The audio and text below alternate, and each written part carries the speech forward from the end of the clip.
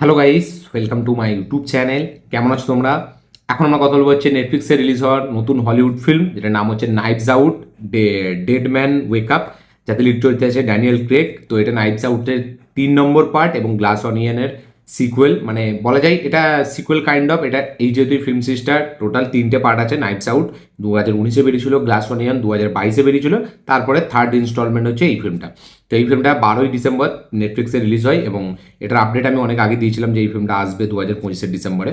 তো এখন আমি ফাইনালি কমপ্লিট করলাম ওয়েক আপ ডেড ম্যান, মানে হচ্ছে নাইভস আউটের 3 নম্বর পার্ট। কেমন লাগলো এই ফিল্মটা? এবং মানে গ্লাস অনিয়ন আমার একটা খুব ডিসেন্ট ঠিকঠাক ফিল্ম মনে হয়েছিল, বাট নাইভস আউট আমি দেখিনি এখনও পর্যন্ত 2019-এর, যেটা যাতে আমাদের এও আছে, ক্রিস ইভান্সও আছে।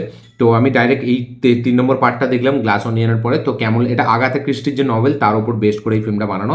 তো কেমন লাগলো আমার wake up dead man knives out part 3? তো চলো ভিডিওটা শুরু করা যাক।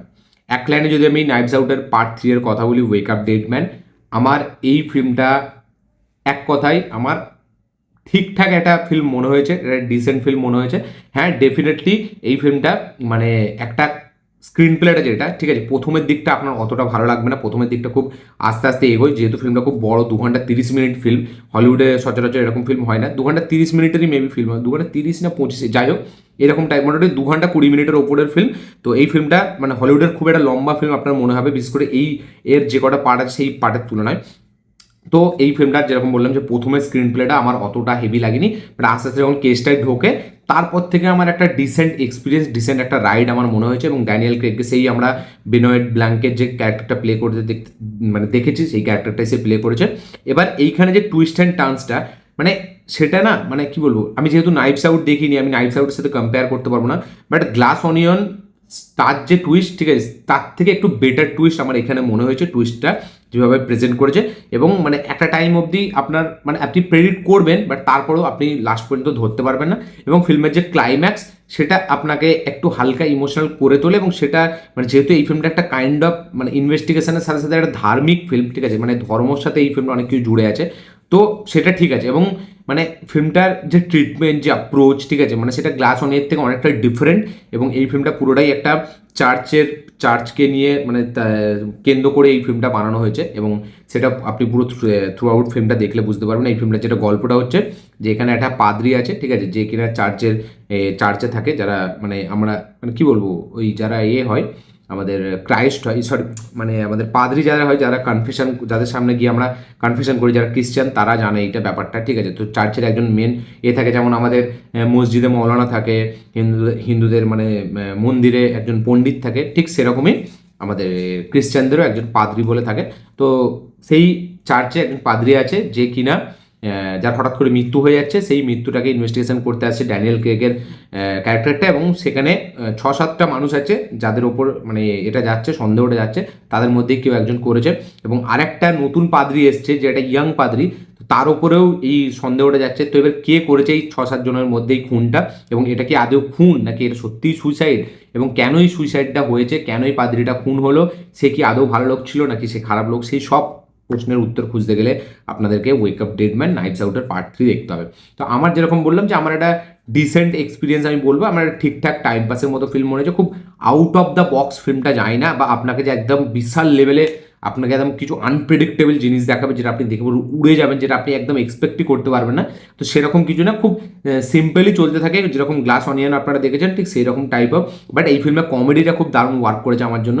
মানে প্রথম দিকে এই দুটো পাদ্রীর মধ্যে একটা কনভারসেশন আছে, ঠিক আছে, এই যে আমাদের দুটো পাদ্রী আছে, একটা ইয়াং এবং একটা সিনিয়র পাদ্রীটাই হচ্ছে মেন মারা যাবে, যার ইনভেস্টিগেশনটা হবে। তো ওদের মধ্যে যে কনভারসেশনসগুলো, সেগুলো না খুব মানে কি বলবো, খুব স্ল্যাং টাইপের, এবং সেখানে কমেডিতে কিন্তু দারুণভাবে ওয়ার্ক করে। এবং ড্যানিয়েল ক্রেগের ক্যারেক্টারটাও যখন আছে, তার সাথে এই যে ইয়াং পাদ্রী যার উপর সন্দেহটা গেছে, তারও যে একটা কেমিস্ট্রি, সেটাও কিন্তু দারুণভাবে ওয়ার্ক করে। এবং সেখানে মানে কমেডিটা খুব দারুণভাবে কাজ করেছে, এবং কমেডিটা আমার জেনুইনলি একটা খুব মানে ভালো পজিটিভ দিক মনে হয়েছে এই ফিল্মের। বাকি ফিল্মের যে ক্যামেরা অ্যাঙ্গেল, কিছু কিছু ক্যামেরার কাজ আছে যেগুলো কিন্তু খুব সুন্দর, যেগুলো যেভাবে আসছে, ক্যামেরাটাকে যেভাবে ঘোরাচ্ছে বা যেভাবে দূরে যাচ্ছে, ক্যামেরার যে ক্লোজ আপ শট বা টপ অ্যাঙ্গেলের শট, সেই শটগুলো কিন্তু খুব ভালো। ওভারঅল বাট টেকনিক্যালি ফিল্মটা খুব ভালো, টেকনিক্যাল অ্যাসপেক্টগুলো ফিল্মটা ডেফিনেটলি ভালো, বাট রাইটিংটা আমার মনে হয় আরও বেটার হতো, ঠিক আছে। মানে এইরকম খুব একটা, দেখুন নাইটস আউট একটা মানে গ্লাস অনিয়ন আমি যখন দেখেছি তখন আমার কাছে না একটা ফ্রেশ একটা, তখন আমি এই আগাথা ক্রিস্টি নভেলের উপর বাকি ফিল্মগুলো দেখিনি, যেমন ডেথ ইন দ্য ভেনিস বা ডেথ ইন দ্য নাইল, এই ফিল্মগুলো আমার তখন দেখা ছিল না। তো তখন ফার্স্ট টাইম দেখেছিলাম গ্লাস অনিয়ন, আমার একটা বেশ ভালো একটা কমেডি, আমি তখন জানলাম যে এইরকম টাইপের এই ফিল্মটা একটা নভেলের ওপর বেশ, এতে কমেডিও আছে, এতে এরকম টাইপের মানে হু ডান ইট একটা ব্যাপার আছে, ঠিক আছে। তো সেই ব্যাপারটা আছে, বাট তারপরে যখন আমি ডেথ ইন দ্য ভেনিস বা নাইল দেখলাম, তারপরে আমার একটা খুব মানে রুটিন একটা টেমপ্লেটের সাথে আসে। আমি জানি সব ফিল্মের স্ট্রাকচারগুলো এরকম, মানে সব এরকমই একই প্রেজেন্টেশন হবে, তো আমি একটু আলাদা কিছু এক্সপেক্ট করছিলাম। বাট এই ফিল্মটা আমি জানি যে ক্লাইম্যাক্সে কী হতে চলেছে, ক্লাইম্যাক্সে শেষ পর্যন্ত কী হবে, তো সেটাই হয়েছে, বাট একটু হালকা চেঞ্জেস করে এখানে আনা হয়েছে। বাট এইখানে যে খুনিটাকে ধরার যে এটা, সেটা আপনার অতটা হেভি লাগবে না, মানে একটা টাইম অবধি যতটা ক্লাইম্যাক্সটা এগোবে আপনার ভালো লাগবে, বাট তারপরে এবং সাইডের যে ক্যারেক্টারগুলো আছে না, তাদের কোনো প্রপার কোনো মোটিভ দেয়নি যে এই খুনিটা মানে এই লোকটা খুনি হতে পারে। মানে গ্লাস অনিয়নে আপনি যদি দেখেন বা ডেথ ইন দ্য ভেনিসে দেখেন বা ডেথ অন দ্য নাইলে দেখেন, তো তাদের একটা না মানে একটা মোটিভ ছিল যে এই মানুষটাকে মারার। বাট এখানে এই যে মানুষগুলোকে দেখিয়েছে বাকি যারা আছে, তাদের যে মোটিভটা না, সেই মোটিভটা অতটা হেভি না, অতটা খুব সিরিয়াস মনে হয় না, বা অতটা খুব একটা ক্যাচি মনে হয় না যে এই মোটিভের জন্য খুন করতে পারে। তো সেইগুলো আমার খুব এরকম সিম্পল নর্মাল মনে হয়েছে, খুব রুটিন মনে হয়েছে, যেগুলো অতটা ইম্প্যাক্ট ফেলতে পারে না। এবং যে জিনিসটা আমরা দেখি লাস্ট পর্যন্ত, একটা শট আছে যেখানে খুব হেভি লাগে, যেটা খুব মানে ব্যাপক শটটা নিয়েছে, যেটা একটা আমরা দেখতে পাই যে এখানে আমাদের এর যে ক্যারেক্টারটা, ওই যাকে আপনারা হকাই নামে চেনেন, আমি নামটা ভুলে যাচ্ছি এই মুহূর্তে, জেরেমি রানার। তো তার যে ক্যারেক্টারটা সে, আর এখানে আমাদের যে মেন যে মারা যাবে পাদ্রিটা, তার একটা সিকোয়েন্স আছে মৃত্যুর, ঠিক আছে, যেখানে মারা যাবে, ওই সিকোয়েন্সটা কিন্তু হিভাবে ডিজাইন করেছে, এবং যেভাবে মানে ওই সিকোয়েন্সটা আমি ভাবতেই পারেন যে ওই রকম হবে, মানে ওই সিকোয়েন্সটা দারুণ একটা আলাদা এক্সপিরিয়েন্স দেবে আপনাকে। মানে আপনি ভাববেন যে একজন এরকম মরে পড়ে আছে, বাট তারপরে যখন জিনিসটা বেরোচ্ছে না, ওই শটটা কিন্তু আলাদা লেগেছে আমার, ওই শটটা ব্যাপক।